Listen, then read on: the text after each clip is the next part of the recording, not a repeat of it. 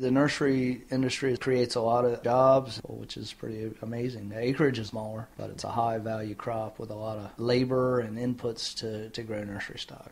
You're outside a lot, and I grew up in it, and it's a good industry. People are very pleasant. John Marshall's Riverbank Nursery, Salisbury, Maryland, grows perennials and shrubs for shipping to Mid-Atlantic and Northeast. About 250 hoop houses. We do shrubs from azaleas to roses to nandina to crepe myrtles, hollies, and we do perennials from black-eyed Susans to daylilies to ornamental grasses and ferns and a lot of in between. We're about 75-acre farm with about 30 some acres of actual irrigated plants, and we have about 35 staff right now. Good regular employees here, there every day, and they've got health insurance and vacation, and you know it's expensive, but to me it pays off in the long run, and you know it's just the way we see to do business and treat people well, and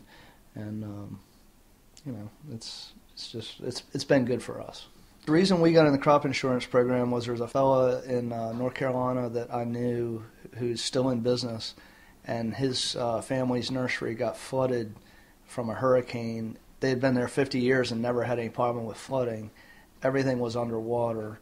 So he did not have any catastrophic insurance, and so when he went to rebuild, of course, he had to borrow a heck of a lot of money, and at that time I found out that this catastrophic crop insurance would have paid him some monies, and I wanted to get in the program. As I understand it, you have to have a 50% crop loss, which I hope we never have, but for the cost of the insurance, if we ever had to go through something like that, it would be easier to get going again. We certainly would still have to borrow money. It would be very difficult, but for the possibility of ever having a problem, we think it's worth it. It is a very friendly industry. We do have competitors, but we're friendly competitors.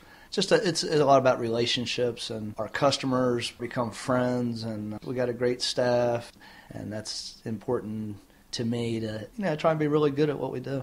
Being progressive and finding customers and working hard and diversifying all the time and building and construction and more opportunity to sell plants, and there is opportunity. And what I would say to other people is you just have to be out there figuring out what to be doing and what not to be doing. And you're going to make some mistakes, but hopefully you'll make enough good decisions that'll outweigh the bad ones. And you sort of have to be an optimist to be a grower.